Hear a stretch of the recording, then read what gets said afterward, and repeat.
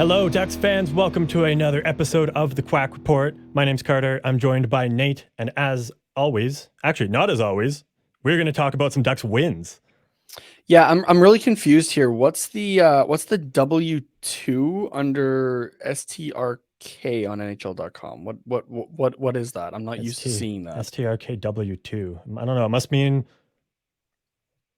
I don't know. Steak? No, that's close. Yeah. Streak? It can't be. Well, it's what? 2? So W. So you're saying streak? W for win, 2 for 2 wins in a row? That is. Is it next to Ducks? Yeah, it's at the end of the Anaheim line there. So there's no way. This can't be that. Maybe if it was next to a team like say Boston, then I believe that. Well, Boston has a W3. Oh. Well, have they won 3 games in a row? Yes, they have. Huh. Well, there we go. I mean, I guess the Ducks have won back-to-back games a couple times this season, but they haven't won 3 yet. And spoiler alert, I don't think they're going to do it against Boston. Which we won't be talking about. Good, but... Yeah, just as a reminder to everybody, we won't be talking about the Boston game on this episode. That'll be on Wednesday's episode. Yeah. Thursday's episode, however you want to look at it. Oh, I guess the Ducks have won 2 games in a row. Montreal and Edmonton. Fuck yeah. I like it. That one. Yeah. So yeah, for just the second time though, right? They haven't. Is that only the second time? I thought they've done it 3 times. I'm just trying to scan the. Oh yes, Toronto and San Jose was the other one. Yeah. I love that San Jose is part of 2 of these. Yeah, it's good. It's good stuff. Love to see it. Oh. Yeah. Before we get into the games, though, how's your week been, Nate? It's been all right. I had my first week back to class, and I might die. Yeah. Just looking at all my assignments and that, I'm just like, oh my god. Okay, here we go. This is gonna be fun. So, especially the one class that is an asynchronous class. Mm-hmm. And for those of you who don't understand what that means, like there's not like scheduled class times, just kind of like pre-recorded classes. Mm-hmm. With 18 assignments and exams. Ooh. That's more than one a week. Over a 12-week span, yeah. Jesus. And 2 of those include a group paper and group presentation. Fun. For an asynchronous class. I'm like, oh, okay, cool. Yeah. So one way, like you literally don't get to meet anybody. No, it's just like you're not even in the same Zoom meeting. It's like you guys literally just share like a Google Drive, essentially, like a glorified Google Drive. Or like unless we do like a Zoom meeting like all together kind of thing, like to discuss the projects. But yeah. That's it's gonna be fun. That one's gonna be fun. So yeah. It's okay though. All I need is a C-. That's what I keep reminding myself of. Yeah. I remember I had a class like that right at the beginning of COVID, an asynchronous one. And it was just when I had switched from or like finished my music and then switched into accounting. So I literally, and this was like 3rd year accounting because I had done some of like the intro accounting ones just as like blurs, but they were like, I'd done them like a couple semesters ago at that point. So anybody that I did know in those classes was already like way ahead because they were, or had dropped out or whatever. Yeah. So I literally knew nobody in the class. And like there wasn't even an overlap between the people I knew in that class and the people that I knew in other classes that I had. So and there was a group project in that one, or it was an optional group. Like it was suggested that you do it as a group, but like you didn't technically have to. And I knew nobody in it, so like I just had to do it by myself. And I could pretty much guarantee I wasn't the only one to do it. I feel like there's some assignments I'd rather do on my own. To be honest like paper, like or like presentations. Okay, that's fine. Yeah, you kind of split up the work, but papers are difficult to do in person because you have to like basically rewrite a good chunk of it because like to have it be in a similar flow. Voice. Yeah. And so to have 5 people write a paper with 5 different voices, it's a pain in the butt. Yeah, and that's pretty much what it was. It was like a 2, like it was really just one big long question that you had to answer. It was for like a finance class. Yeah. And it was like kind of supposed to be like a business proposal, like, oh, what should you do in this situation regarding to this whatever financial issue it was. So like it would have been hard to do with two people anyways, because it's really only a one person thing. Mm-hmm. Like it's just answering a question and then putting the question into like a real world application. So yeah, so I was kind of happy to do it by myself anyways, but like it would just be weird to do anything else. Like if it was like a group presentation, like you said, it would be like damn near impossible. So yeah, like I feel like, because like I said, the presentations like are like for groups, like that's fine, but papers are just, I don't get it. So yeah. Anyways, what about you? How was your week? Pretty good. Yeah, worked a little bit. Just was chill and watched some hockey. Nice. And yeah, actually, I went. I don't think I told you I went to the Lethbridge Hurricanes game last night. I got some tickets through work for that. So oh, sweet. Yeah.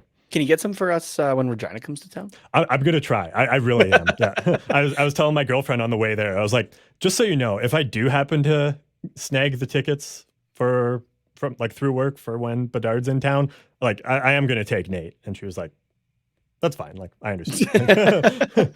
Like she's like, I like going and it's like a cool date night, but like I know how cool Bedard is, and like she's like, I don't really care as much, and I know that Nate would like appreciate it a lot more. And I was like, yeah.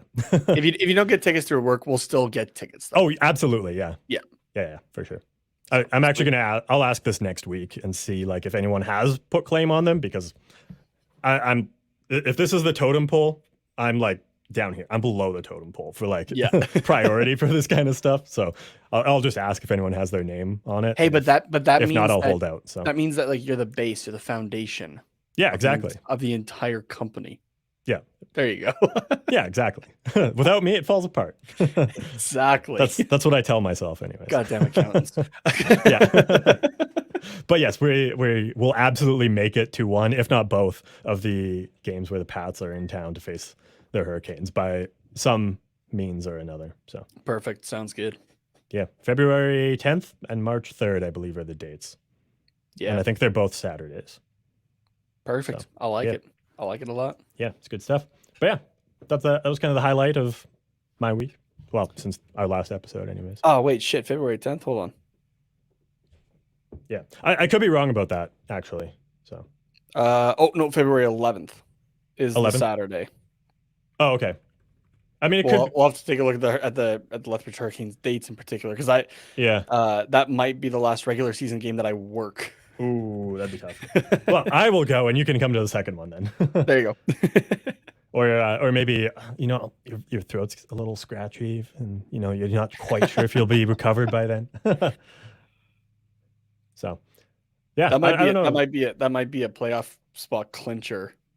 Ooh, for that game. So that'd be a good game to go to. Yeah, then, the team I'm working for is hanging on to the last playoff spot right now. But nice. Well, yeah. If anyone else has had an experience being able to see Connor Bedard live in person, whether it's at the World Juniors or if you're from Western Canada and could see him play in the WHL, then or maybe you saw him in the World Juniors last year, then definitely let us know. Hit us up on Twitter at Quack Report Pod, and just let us know how cool of an experience it was. And if I don't know, you got a puck from them or something, or whatever. But February 3rd and March 10th. I think I said March 10th and February 10th and March 3rd. So I think I switched the numbers. But February 3rd. February 3rd, which is a Friday, and March I got nothing 10th, going. which is also We're a Friday. We're good. And tickets are still available. Cool. So all right, let's do it. Sick. We're good to go. Cool. If anyone else wants to come to Lethbridge, see Connor Bedard, do a little meetup, let us know. We're not paying for your tickets or anything, but you're on your own there. Well, you pay for your plane ticket to come up here. You know what? We'll buy your game ticket for you. Unless you're from Lethbridge. Your giveaway. Yeah, you have to not be from the area. Let's specify that. There you go. So I don't have like my parents and our friends being like, you said. Yeah, you said no. Yeah. If you're like Allie and you're from California and you've come all the way up here for a WHL game, we'll buy your ticket. Yeah, and anyone else. Yeah. So Yeah. Well, shall we get into this? We'll talk about Bedard later. I'm sure he always comes up, especially with the position that the Ducks are in. But should we get into some non-Bedard NHL hockey games here? Yeah, let's do it. Cool.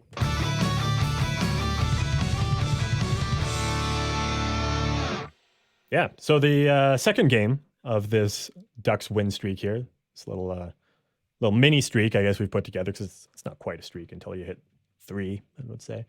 This was a 5-4 overtime win over the visiting San Jose Sharks. So, yeah. San Jose, Anaheim, and not being able to get it done in regulation.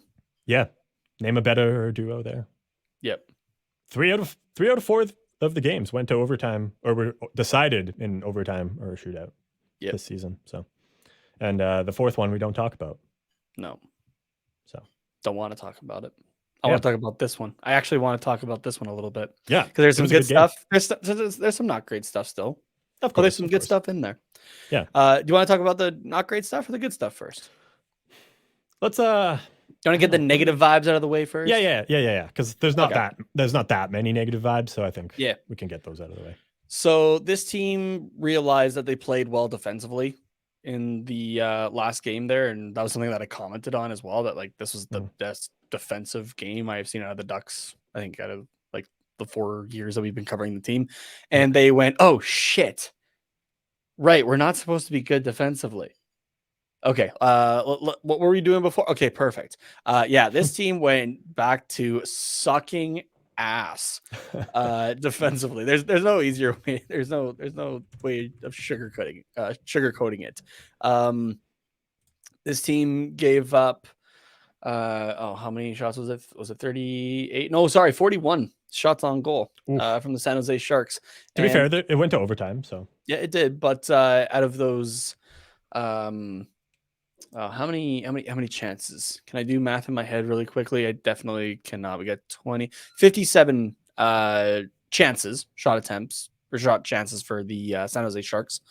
Out of those, 37 were low danger, pretty normal. But then you get into 12 medium danger and 8 high danger chances. Damn. So these are these unblocked shot attempts? Yeah, I believe so. So this includes shots, posts, and missing and missed the net. Yeah, not blocks. Yeah. Okay. If I'm not. Oh, and only blocking 9 shots too. Oh, damn. Yeah, only 9 blocks from this team as well. So they from the Ducks, that is right. You know what? We haven't pulled up a shot map for a little while here. Yeah, it's been a hot minute. Let's pull up a shot map. If I'll describe it as best as I can for those who are just listening to us. But if you are watching us on YouTube, you'll be able to see this in just a second here, because this is the highest concentration I have seen out of anything except for the vodka bottle I wanted to reach for when watching this game. Okay, here we go. Share screen. And here we go. Look at the shot concentration here from San Jose in the slot. Ooh. Like on top of the crease. Look at that. In the slot. That's the crease. That is point blank range. Ridiculous. Like we're just gonna zoom in a little bit. Oh, that's as far as I can zoom in there. That's good. That's good right there. Yeah. That is goddamn. To describe it for those who are just listening, it's a lot.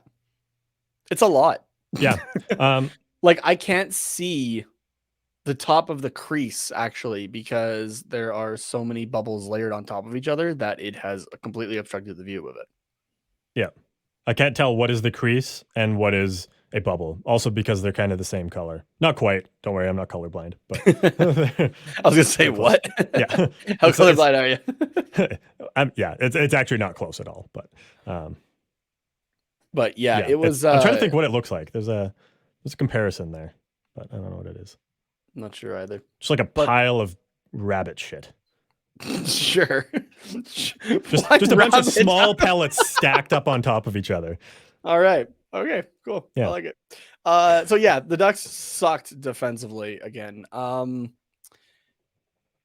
you know what? Let's talk defense for a little bit, but I'm gonna focus on a couple specific forward lines in terms of defense. Okay. Because we talked about these couple of lines for the last couple of episodes. And we like the idea of it, but I'm kind of over them. Okay. But at the same time, I'm trying to keep in mind giving ourselves the best chance at Connor Bedard. Zegras, Strome, Vetrano is the line because you have Henrique, McTavish, and Terry now, right? Mm-hmm. Rather than, in particular, Henrique, Zegras, and Terry. Yeah. So the Zegras, Strome, Vetrano line is all right offensively, but it's a defensive liability. I'm 0% surprised by that. So over their last 9 games together, because that's how many games that this line has played together, they have an expected goals for of 1.4, but an expected goals against of 3.4. Oof. So basically every goal that they give, they'll give up, or that they get, they'll give up 3 as a line. And their expected goal percentage is only at 29%. Now, how does that compare to the McTavish, Terry, Henrique line? So, and sorry, for this actual, like for this game in particular against San Jose, 0.8 expected goals when they had 1 actual. Yeah. And they got lucky on the defensive end because they were expected to give up 2.069 with only 1 actual. But their expected goal percentage in this game alone was a team worst 9.9%. Damn. I mean, you could round that up to 10, so that sounds a little nicer. Double digits. Here, okay, you know what? Here, you want to make it sound nicer, and then I'm gonna drop it back down to shit again. The next one is oh, hey, look at this. The Zegras, Strome, Vetrano line at 28% for the game. Oof. Yeah, so Comtois, Carrick, and Silverberg was your next best at 29%, and then weirdly, Kirkland, Megna, and Leeson was at 61%. But for your forward for your forward lines at 5-on-5, that's not great. And if we go to all situations, Henrique, McTavish, Terry was the all situations one. Okay. And it's about the same actually for the other ones. So Kirkland, Megna, Leeson led in expected goal percentage, but that also does happen when you're playing a lot less time overall. And the quality of competition is much lower. Like it's. Yeah. I mean, not that ours is fantastic either, but like our 4th line and San Jose's 4th line are pretty on par. It's not like we're playing against Colorado's or Tampa's 4th line, right? Yeah. So let's compare it to the Henrique, McTavish, and Terry line. Okay. So over their last 10 games together, they have an expected goals for of 0.6. Damn. So like on average or like in total? Yeah. So on average. So basically every 2 games, the line will generate a goal. Okay.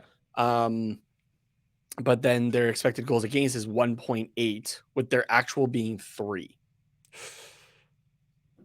Damn. Like in their last 10 games. Okay. I mean, so in their last 10 games, they're expected for half a goal and expected to give up 2 if you're rounding. Okay. And this 3 actual given up is what they've actually let up. This is in their last 10. Oh, in their last 10. As damn. Line. Okay. Yeah. Wow, I'll take that. I mean, not only 1 goal for the line. That's bad. I don't want that 1 goal every 10 games. But I'll take 3 goals against. That's over the 10 games, not as an average. Sorry. Okay. So over their 10 games, they were expected to only have 0.6 of a goal. I see. Yeah. Okay.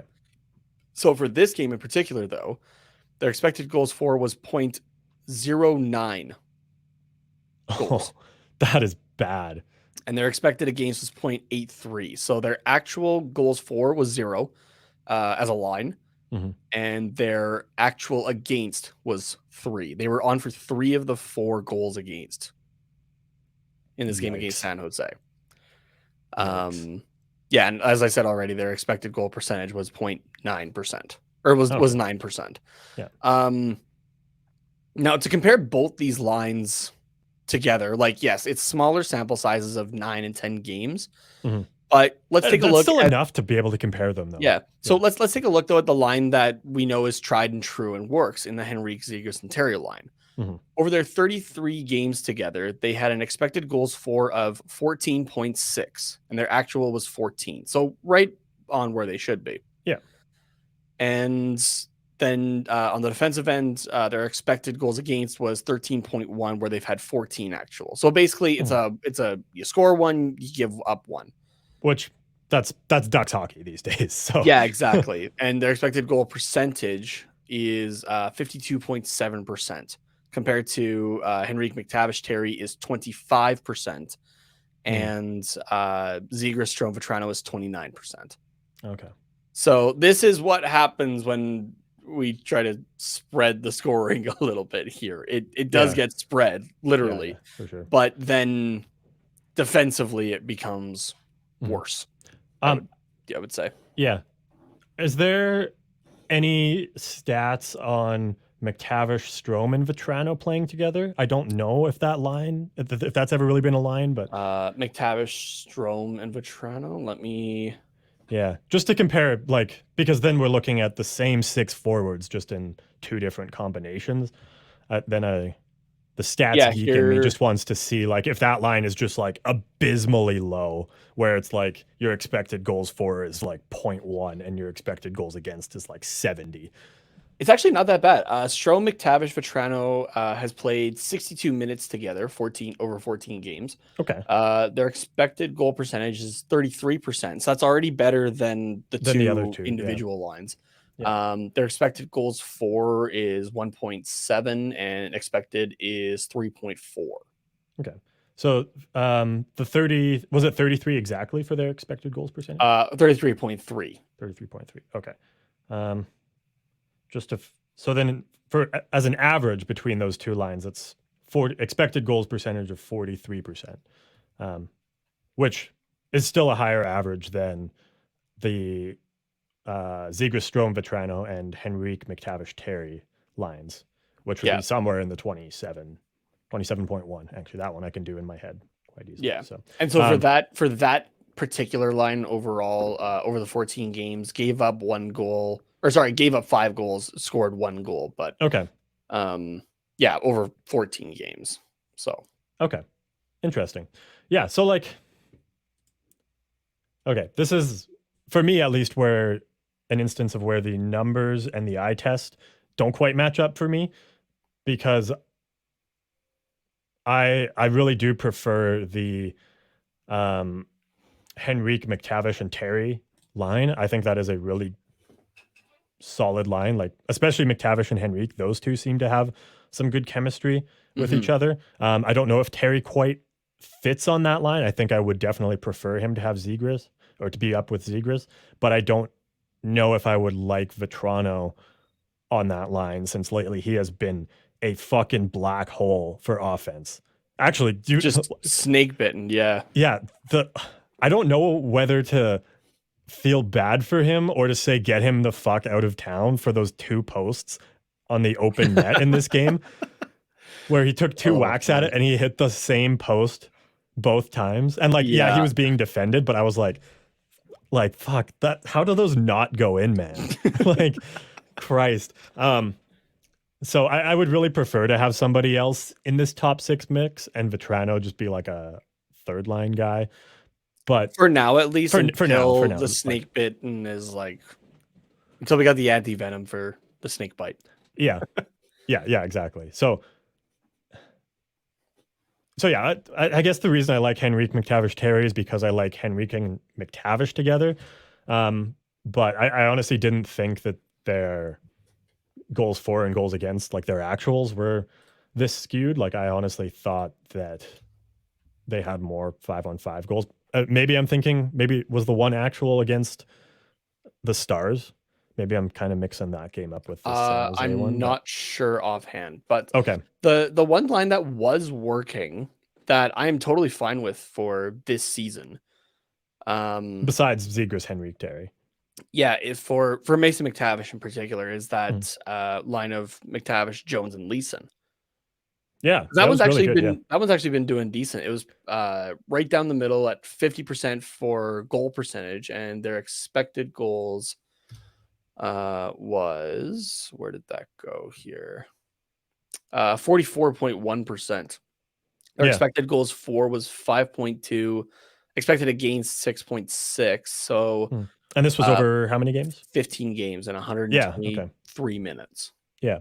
So I also like that line.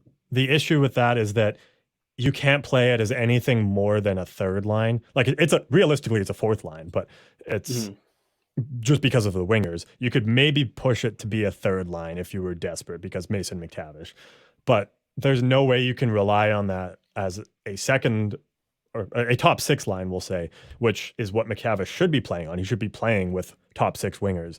And don't get me wrong, Jones and Leeson obviously work with him, but over an 82 game stretch, that is not a second line. So so it's the only issue I have with that is like, yes, it's a productive line and it makes the team good. It gives us good depth, but it's at the detriment of the development of Mason McTavish. Like, look at how much he's just popped off playing with Adam Henrique and Troy Terry, or even just on the power play. Like, even just playing on this line gives him confidence on the power play, it seems, because he's been amazing there over the last very short stretch of games. But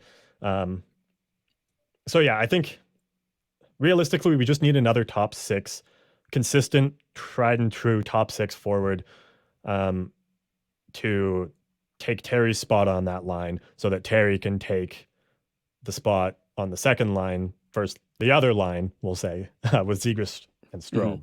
Because I think that would be my ideal pairing, Zegras and Terry with Strome in there, either center or on the wing, doesn't matter. And then Henrique McTavish, insert name here, with Vetrano and I don't know, Comtois, I guess, and hopefully maybe Connor Bedard. I was just like trying to think, because like we were talking to how like the offense is kind of shriveled up a little bit. Yeah. And these two combinations are definitely part of it, along with just, a couple injuries in general.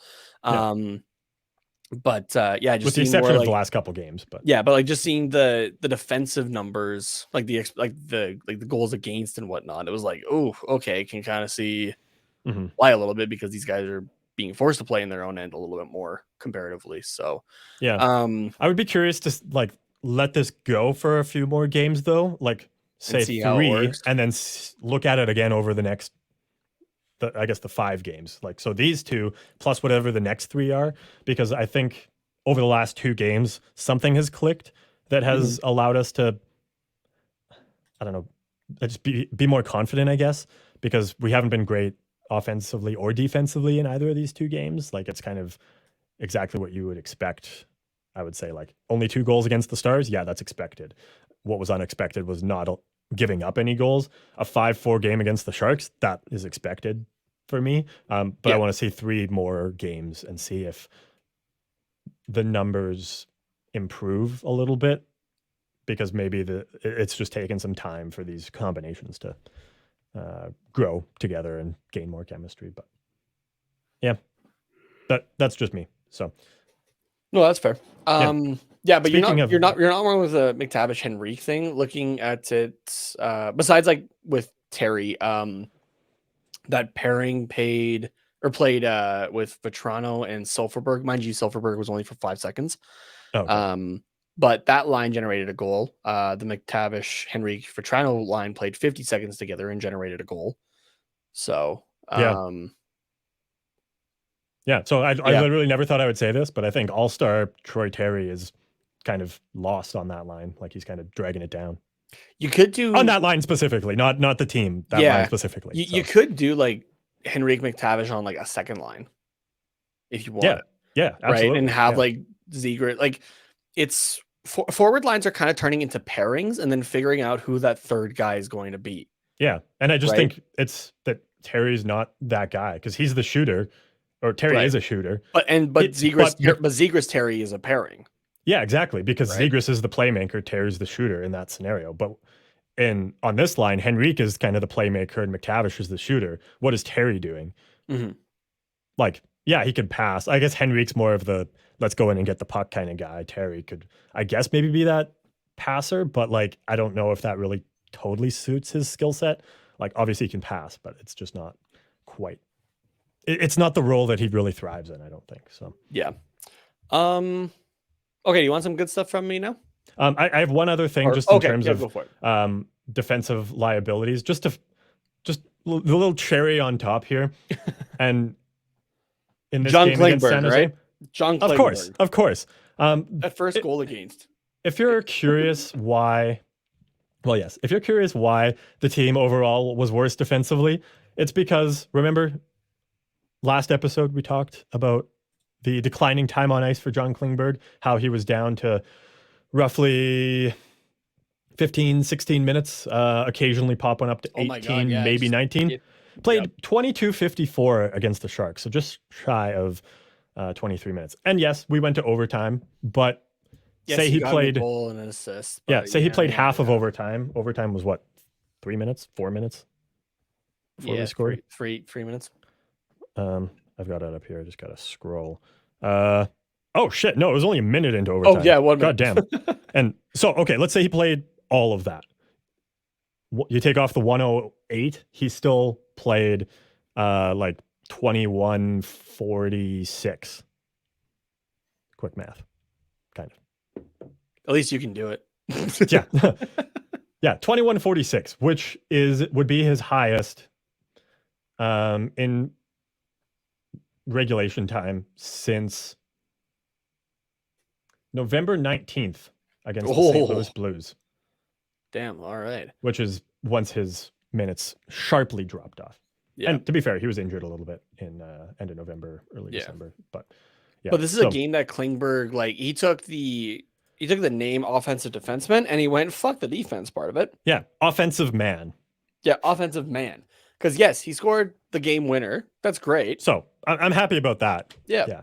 He got an assist. That's cool too. He ended actually a +1. Cool. I like that. Got 6 shots on goal. Cool. But then through one hit, no blocks, he at least took the puck away 2 times. How many times did he give it away? None, actually, surprisingly. Oh, Jesus. Yeah. Like, even if Klingberg could have an offensive game like this every 3 games, I would be fine with it. The defensive side of it. I would be fine with it if he actually played defense consistently on the all 82 games. You know what? I'll even give him 70 games. Like, you can have some stinkers in there, but we only need this offense from him once every 3 games. What we need from him is the defense, and he's not. I want the offense for him to come from the power play, and guess what? You kind of botched that for yourself. Yeah. So it's time to hike up your pants and play some defense here. And what I saw, at least off of the first goal in particular, was lackluster still. Mm-hmm. Like, I just want some effort there. That's all I'm asking for. Yeah. So, like, if you can show that you can just at least be valuable to a team, right? Like, because sure, the points might not come the rest of this year, right? As it hasn't already, just because he is playing on the Anaheim Ducks. Right, who's not it's a new team overall. Yeah, exactly. So the points might not be there, but if you can show that you can be helpful defensively at least, and not again more useless than a pylon, then you got a chance to go for a contender. Like, nobody went into this season thinking Klingberg was going to be an Anaheim Duck past the trade deadline. No, right? Like, that's what everyone's hoping. That's what everyone's hoping, is that he's not. Yeah. Right. Like that was before the season. It's not like we were going like, oh, he's horrible and we picked him up and like hope he gets out of here soon. It was no, we hope he's good trade bait that he produces for us and then goes on and gives us something in return. Yeah. So, which, I mean, if he can put up the points, I think a team in a playoff spot will take a chance on him. They'll be like, fuck it, come join us on the third line and get a goal every couple games or an assist every couple games. Like, I think here's hoping. I think that's really all that we'll need for a team to be interested in him, is him to just kind of rack up the points down the stretch. But because of the defensive liability, we're not going to get a ton for him. So, yeah. But enough breath wasted on John Klingberg. Let's move on to the positives here, because there is quite a few for this one. Yeah. Okay. I'm just gonna get this one out of the way right now because there's not a whole lot to talk about. I feel like overall just for it. But we weren't the most penalized team in this game for once, which was nice. 9 penalty minutes for the Anaheim Ducks compared to San Jose's 13. Now take away 5 for each side, so it's a 4 and 8 for each team. Yeah. Just for that fight in there. So yeah, that's nice. I like only taking 2 penalties in a game. That's way better. Fuck yeah. Absolutely. Lars had a healthy night. This is his first game back since he was injured on December 9th. Playing, put up a 902 save percentage and a .96 goal save above expected. I like that. But we all know that the star of the show in this game was a guy that we talked about a little bit already in Mason McTavish. Oh, yeah. 2 goals, 2 assists. I think that's supposed to say 3 shots on goal. I might have typed that. I'm just double checking here. Yeah, 3 shots on goal. Yeah. Did well on faceoffs as well. He had a 56% on faceoffs, 9 for 16, and 2 takeaways in there. Yeah, a couple hits thrown as well. Yeah. So, which I didn't realize actually how big of a kid he is already. Oh, yeah. 6 foot 213 at 19 years old. Yeah, he's a big boy. He's going to be a dominant power forward in a couple of years. He is. Like Nathan McKinnon level power forward, I think. That's cool. Sorry, I'm just it says his birthplace is in Zurich actually. Oh, cool. Sorry, just random thing that I just noticed there. But so as of this recording, though, we do have a race for rookie scoring. It is officially a contest now. Because Mason McTavish is only 4 points back of the Seattle Kraken's Matty Beniers, who was taken 1 pick ahead of him in the 2021 NHL entry draft. Now, I'm going to give you a couple numbers for each of these guys, though. So Matty Beniers has played 38 games and has registered 30 points. His average time on ice, though, is 17:06 per game, which is pretty damn good. Yeah. But now let's compare that for McTavish, who's got 26 points in 40 games, but he's only averaging 14:46 per night. Yeah. So he's doing almost the same as Beniers, but with less time. Yeah. So this is where I ask Dallas Eakins, what could he be doing if he was given more? If he was given the opportunity of a Matty Beniers. Yeah. Within the first 5-10 games. Because it took a while for McTavish to be given the opportunity. Right? Which I get it. Like, I'm not saying that he just deserved to walk in and be given top 6 minutes. But with how this team was looking, like at the very start of the season, that's one of your better guys. You put him in the top 6 and you keep him there. Right?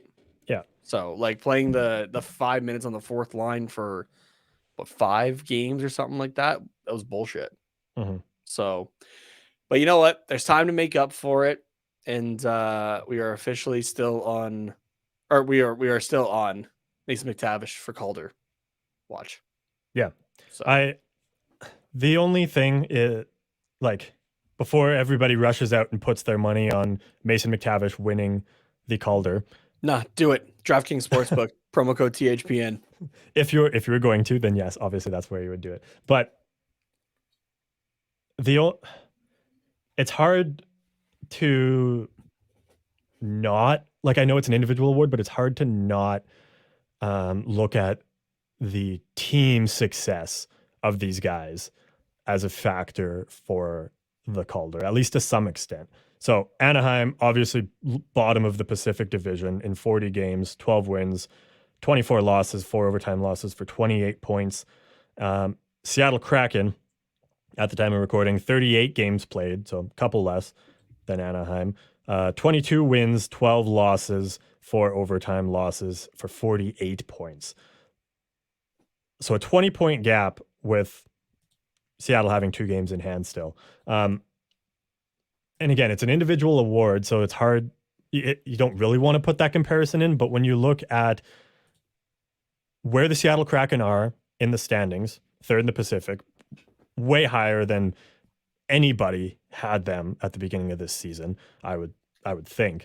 And how big of a part Matty Beniers has played in the success of the Seattle Kraken this season, with him being power play specialist and I believe second line, if not maybe first, top six. Anyways, second line sounds about right. Yeah, I can't think of who their top center is, but I don't think that it's technically Beniers. Take a look at daily faceoff here. Yeah. It has him listed as the top line center. Okay, who are his wingers? Eberle and Burakovsky. Okay, and then the second line is Alexander Wenberg, Jared McCann, and Jaden Schwartz. Okay, wow. Okay, so top line center on the Seattle Kraken. Do they have injuries, like a center out? Donskoy's not a center. If he is, he's not a top line center. Yeah, Jonas Donskoy. Otherwise, it's Chris Trieger is the only other injury. Okay, so yeah, so with how big of a part Matty Beniers has played on the success of that team, that's obviously a huge factor, and Seattle is going to make the playoffs, barring a monumental collapse, which would probably include a injury to Matty Beniers that would just absolutely ruin their top six. And Mason McTavish has not played that top line role on the Anaheim Ducks. Could he? Probably. Would the team be much better off? We've seen that he can. Yeah, exactly. But would the Ducks really be that much better off with him as a top line center? Maybe a little bit, but not like to the extent that Matty Beniers is the reason for the Kraken's success this year. And obviously Beniers isn't the only one, but I just don't think McTavish being in that top six role all season long would make the team that much better. And then so you are kind of looking at, okay, Beniers and McTavish, let's say they finish the season with the same amount of points and the same amount of games played. But now let's look at where they are in the standings. And likewise, how important Beniers and McTavish were to their respective teams. I think that's kind of the tiebreaker. So the only way McTavish puts himself ahead of Beniers enough to win himself the Calder is he needs to be like 10, 15, 20 points ahead of Beniers. Like just something that you can't overlook. Like, look at how many points this kid put up. And then in the back half of the season, when he was just a little bit behind Beniers, he just went on a fucking tear. Yeah, the team didn't make the playoffs, but like, look at how good this kid is. Like that, I think that's the only way he kind of gets ahead of Beniers there, if that makes sense. Yeah, it does. And I see your points. But if you want to make some money, Mason McTavish is plus 600 right now to win the Calder. Go put $10 down, win yourself 70, and thank me later. What are the odds on Beniers? 170. Oh yeah, don't worry about that. That's chump change. Don't put your money there. Your $10 will get you 27. Yeah. So I mean, $17 that you didn't have before, but you could do it on McTavish and get 60. Yeah, or just lose it all. Gamble responsibly, everybody. Yeah. But yeah. Or you can put it on Matty Beniers, Mason McTavish, and Logan Thompson. I don't give a fuck about Kochetkov. No. Logan Thompson at plus 700 is just waiting to be taken. Yeah. Yeah, that's a good sleeper pick, honestly. Logan Thompson. I always forget that goalies can be in the Calder. Fuck, I might do that after we're done recording, honestly. Be a good one. Yeah. Even just like a $1 bet on that. Never know. Yeah, no, I do 10. Yeah. You do 10? All right. Yeah. I think I'm going to do that when we're done because that's solid odds right there. So there you go. Yeah. Okay. What else do we have for positives here? That's it. That's what we got for this game. Anthony Stolarz. We did not actually talk about him too much, I don't think, unless you did, and I totally zoned out. I think he zoned out. Okay. Yeah. I kind of went backwards. I went for like the most penalized Stolarz, okay. and then here, mate. Mason McTavish. Okay. This is the headline. Cool. You must have breezed right over it because I don't think I even said anything about Stolarz, but I was skeptical. Would you like to say something? Yeah, I do. Just a small thing. I was skeptical. Too bad. No, shut up. This is my show. It's your show. Get out of here. I was just kind of skeptical, like when the really the first shot of the game went in, I was like, oh fuck, like Stolarz should not be playing in this game after just coming back from injury. Like he was not the start. And then it was 2-0, and I was like, oh Christ. But then after that, he proved me very wrong. And he had a solid night. Yeah. So it took him a little bit to get into it, but he's good to go now. No questions. I don't remember the second one offhand. The first one I don't put on him though. That's the one I was talking about before with Klingberg on that one. Yeah. Yeah, absolutely. But when the defense collapses around you that awfully, as a goaltender, you need to make that save when it's that early in the game. You need to be like, no, like I am taking us into this game because obviously you fucks aren't ready. And Stolarz didn't do that. So that's where I was like I wasn't blaming him. But then when the second one went in, I was like, okay, now it's been 2 that I would have liked him to have. So, but we're good now. We're good. He had a phenomenal game. So there you go. Yeah. Okay.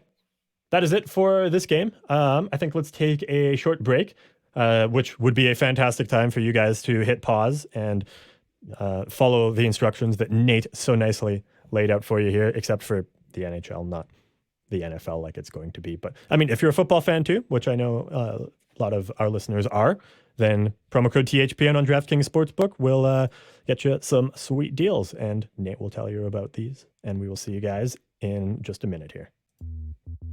The NFL playoff picture is locked in, and our go-to place for wild card round action is DraftKings Sportsbook, an official sports betting partner of the NFL.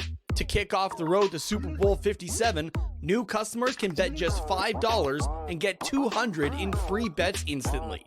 Plus, all new and existing customers can get a no-sweat bet each day of the wild card round this weekend. All you have to do is place any NFL bet of your choice, and if it loses, don't sweat it. You'll get a free bet backup up to $10. Action's so good, why bet NFL playoffs anywhere else? So, what are you waiting for? Download the DraftKings Sportsbook app now and use the promo code THPN. New customers can bet $5 on the NFL and get $200 in free bets instantly. Again, that's promo code THPN only at DraftKings Sportsbook, an official sports betting partner of the NFL. Minimum age and eligibility restrictions apply. See show notes for details.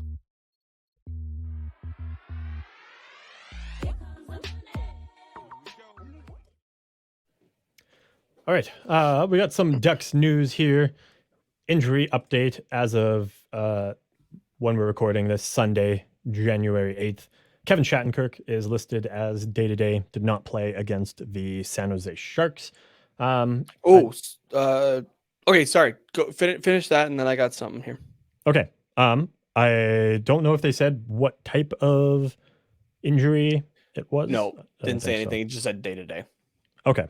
Yeah. And I think I just wanted to check how many games he's missed this season because he missed another small chunk. Oh, so 5 games? Yeah. So he missed 4 in November and then this one here as well. And I don't it says illness is expected to suit up Sunday against Boston. This was as of 4:51 our time, so about half an hour ago. Oh, okay. So a little bit updated even since I did that.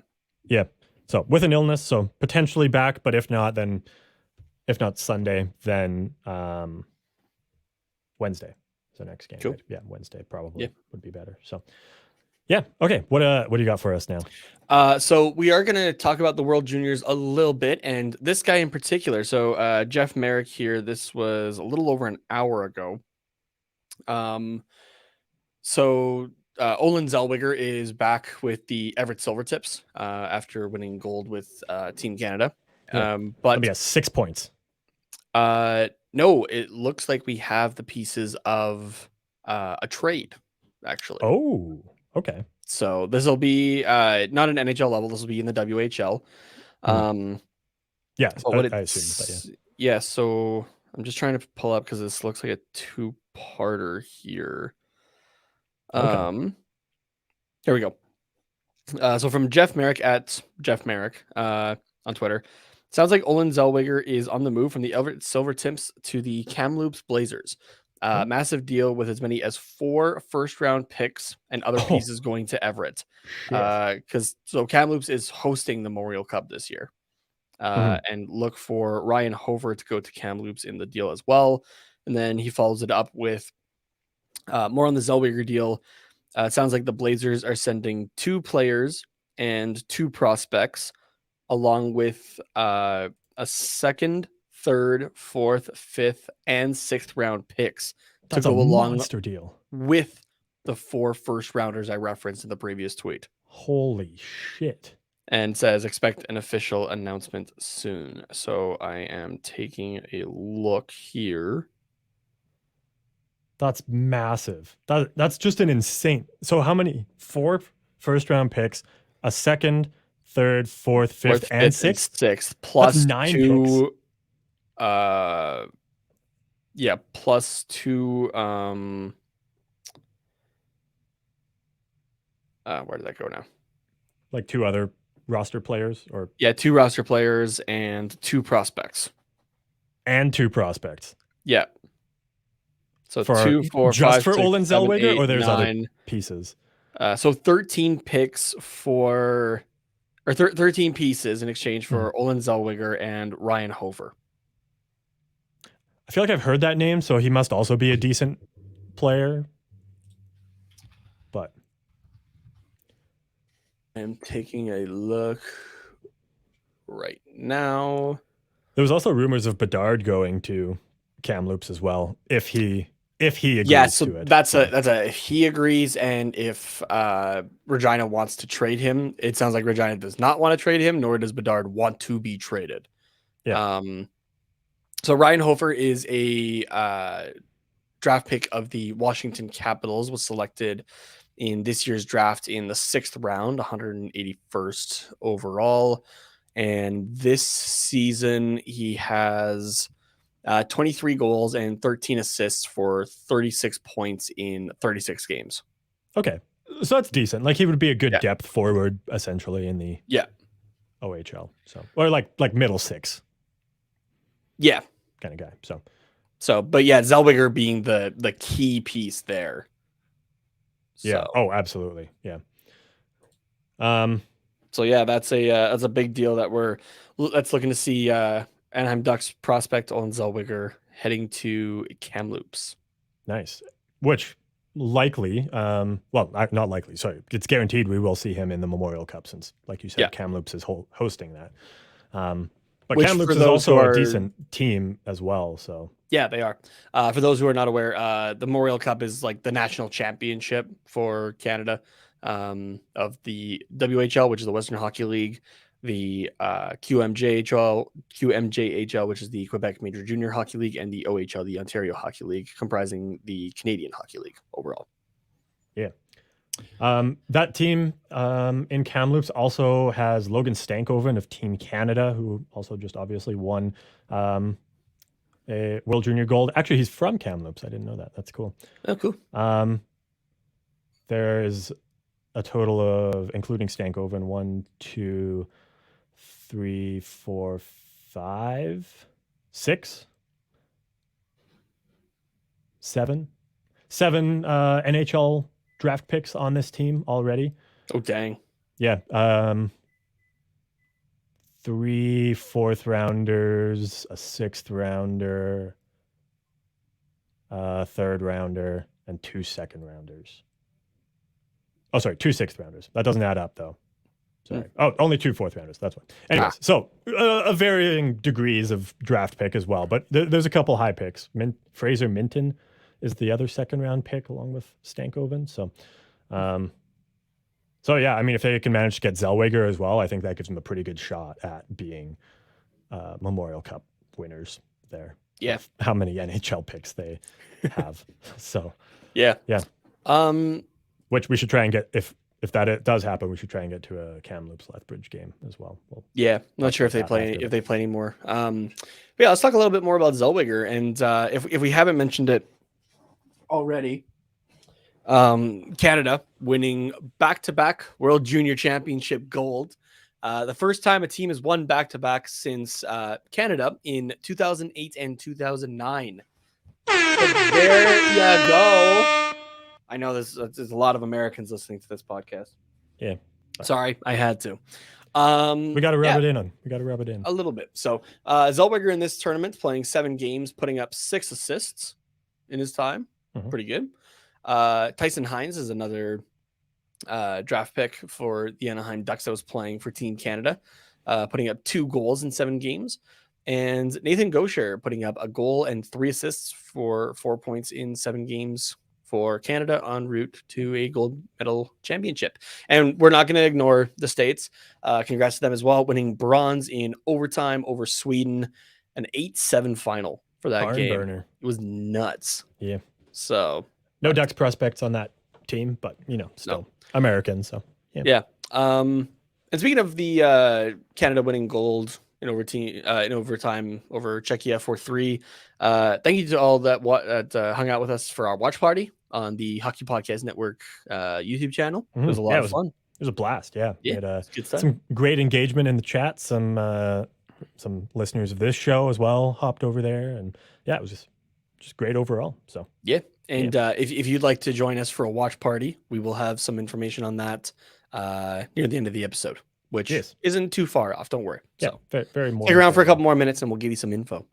Yeah. The last thing that we have, I think, for news is our boy, Mr. Troy Terry, has been selected, speaking of back-to-backs, for back-to-back NHL All-Star games. Congrats to him. Yeah, very exciting stuff.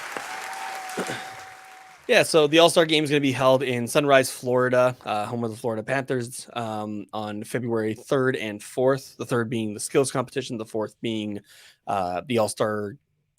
They say it's All-Star Game. It's All-Star Tournament at this point. That's true. I don't know. I've been talking with a couple people, and I think I've talked about this on the show before. I'm not a fan of the format. I would much rather it go back to just a single game, 60 minutes. Can do West versus East. I personally liked when they selected captains and then picked their teams, kind of it was fantasy fun. draft style. I really like that one. I am torn though, because I do like the 3-on-3. It really does give a chance to showcase the skill of a lot of these guys. But I think there's so much more space out there. But I guess do it 5-on-5 though, right? Well, yeah, you can, but the 3-on-3 is just more exciting, I guess. I don't know. That's fair. I don't know. I'm trying to think if you could do 60 minutes of 3-on-3, but with sending the same amount of guys as you normally do. So you would have you would still have 8 full lines essentially. Yeah. Or no, they send 3 lines each, don't they? Because they do 6 forwards, 3 defense, and then 2 goalies. Yeah, I think that's right. Yeah. Okay, so I guess it would be 6 full lines of 3-on-3. So essentially you're just combining, say, the Pacific and the Central with the Atlantic and the Metro. But still you would do 3-on-3, so then it would be a lot more to rotate through all the lines. But I don't know. I don't know if that would really work. That would just be my ideal scenario, but I don't think it's practical. So yeah, that's fair. I don't know. I just the big thing for me is I don't think we need to send one representative from each team. That I'm not a fan of. If your team sucks that badly, it sucks. It's not the NHL, hey, let's all get together game. It's the NHL All-Star Game, right? We want the stars of the game at this one. Yeah. Right? What question? If there wasn't that individual, we have to send one individual from each team rule. Do you think Troy Terry still gets selected? I think it's possible. He has still been playing very well. Overall and production wise. Let's see. What is he at actually offhand? Just in terms of points. Yeah, 33 points over 40 games. Yeah. Decent numbers. Which, here, if we take a look at the point leaders, let's take a look at where he might be at. Yeah, I guess the app only shows the top 25, so which he's not there, but yeah, so he might not make it, but again, kind of the whole idea of All-Star Weekend is supposed to be a celebration of the league and the game and the fans, especially, right? This entire thing is for the fans. So maybe Troy Terry doesn't get there. Sure. Trevor Zegras probably does, though, because the fans like Trevor Zegras. Yeah. Right? It got to the point that yes, let's send Troy Terry there because he's been doing well productively, but they found a way to make sure that Trevor Zegras was a part of it. But Trevor Zegras was not an all-star. Yeah. Right? Mhm. So, I don't know. But, yeah, I don't know. Like, even if, no Ducks make it to the all-star game, I'm still fine with it. Like, just going back to, like, the guys that should be there are the ones that go. Yeah. Right? Yeah, like, I agree 100%. So. Like, for my voting, we were sharing who we were voting for. Mm-hmm. And I sent to you that my picks for the Atlantic were actually all Toronto Maple Leafs. Yeah. Because William Nylander and, like, Mitch Marner 100% deserves to go this year. Mm-hmm. Don't get me wrong. But so does Austin Matthews and William Nylander for the seasons that they're putting up. Yeah. It's insane, right? So, like, for sure. those are guys that deserve to go, in my opinion. Yeah. The questionable one for me that you picked was Huberdeau, but we don't need to talk about that. So I think when I re-voted, the next day I put Rasmus Anderson, actually. So still a Calgary Flame. You put Rasmus Anderson in?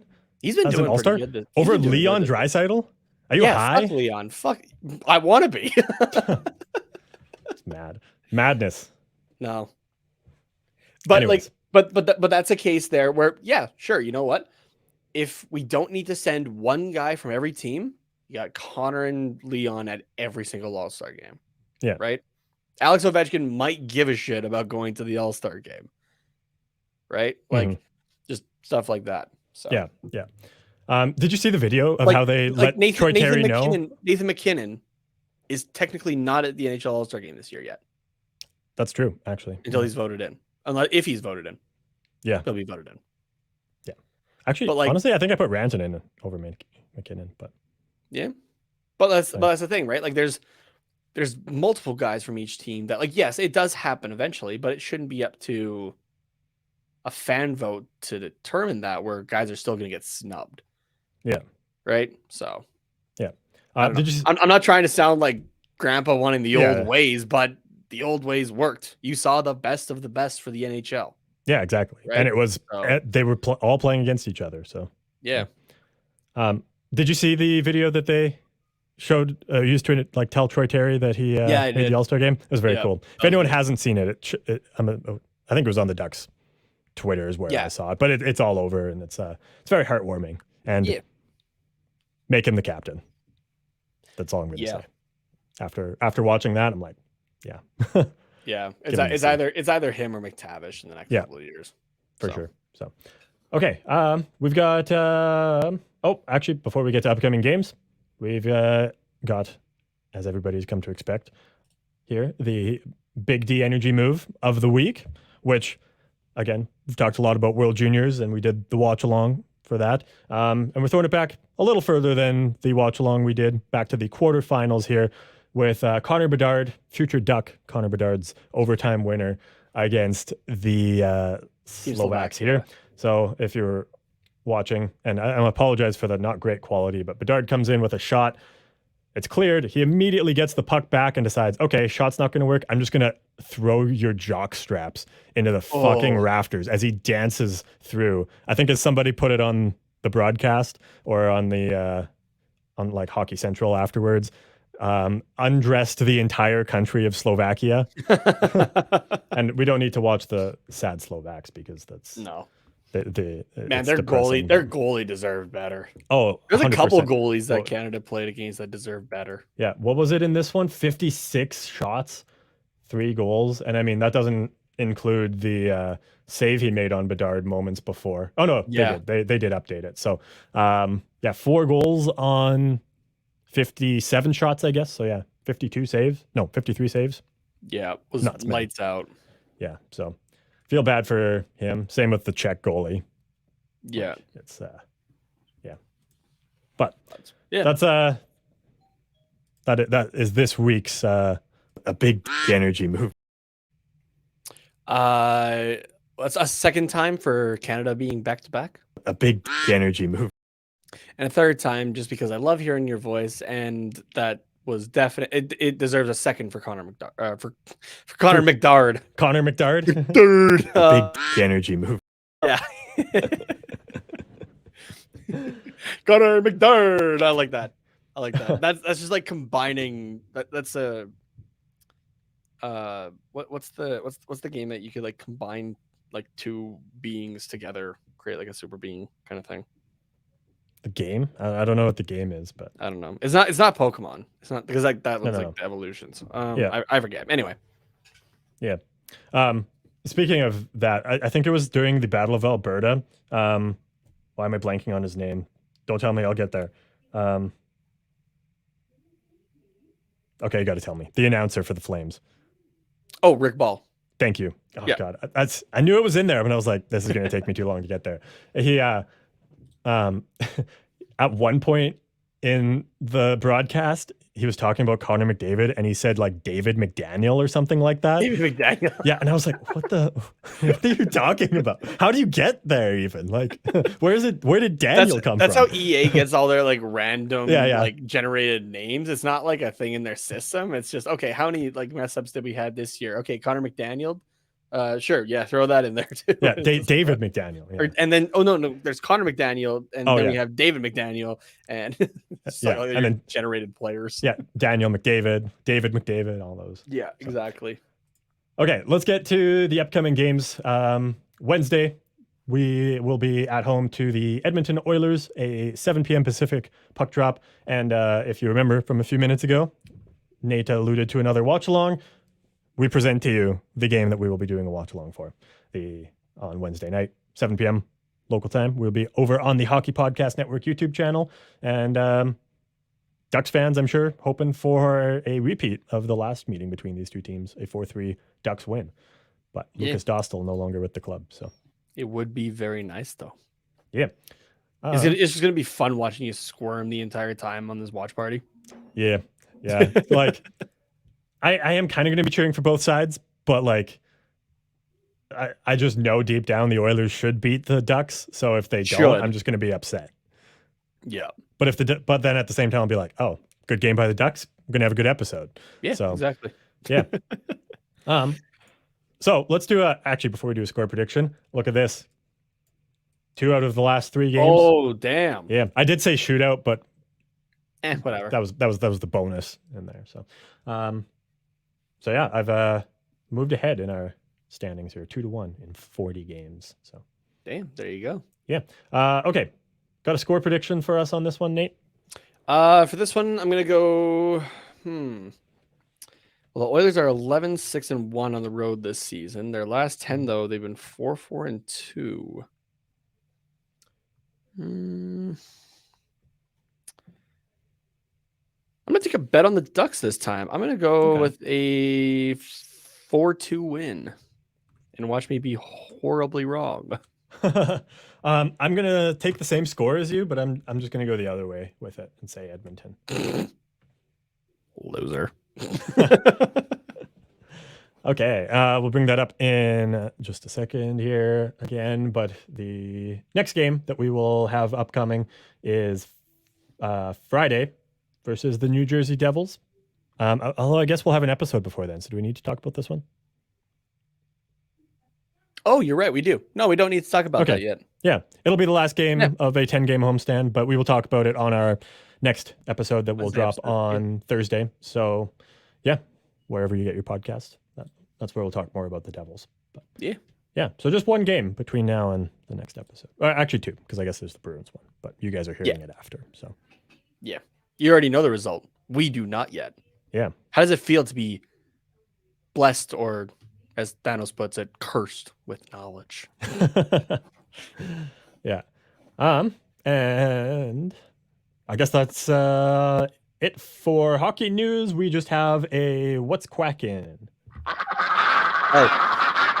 Okay, that is supposed to be Wednesdays. I just hadn't changed. Oh, is it? Yeah. Oh, okay. So yeah, right, because we don't have Wednesdays.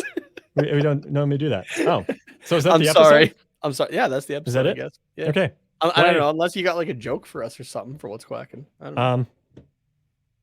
No, I'm not good at just coming up with jokes off the top of my head. Off the top of your head? Yeah, I'm more of like a situational humor kind of guy. Fair enough. Okay, you know what? Give me 5 seconds. I will pull up a dad joke to end us off because we did the sound. I can't leave the people hanging. Yeah, you can't not do something. Yeah, we'll give you everybody a little something. Yeah, consider this your post-credit scene. Thank you to everyone that stuck around. Here's a nice little bonus for you. My wife is really mad that I have no sense of direction. I packed up my stuff and write.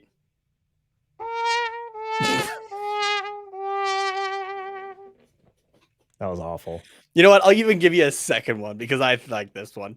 You know, people say they pick their nose, but I feel like I was just born with mine. All right, that one's okay. That one's okay, but because it's a dad joke.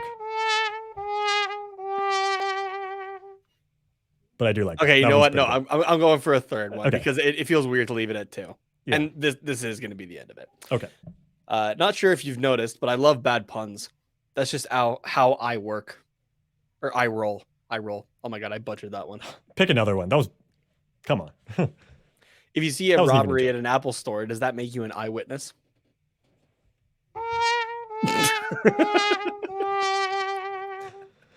Nate, if people want to be super upset and let you know how upset they are, or if you did happen to enjoy it because you are a dad and you want to show some respect, where can people do that at? You can send me your best dad jokes as well, because I love dad jokes, at Tatenamas on Twitter, TATENHOMAS. Yeah. And if you want to send me a Go Ducks Go, Oilers Suck, you can do that between now and Wednesday at Carter_Potts, POTTS_97 on Twitter. The show is at Quack Report Pod on all of the things. At HockeyPodNet is the network on all of the things. And that is where you will find the watch along on YouTube. Thank you guys very much for tuning in, and Go Ducks Go.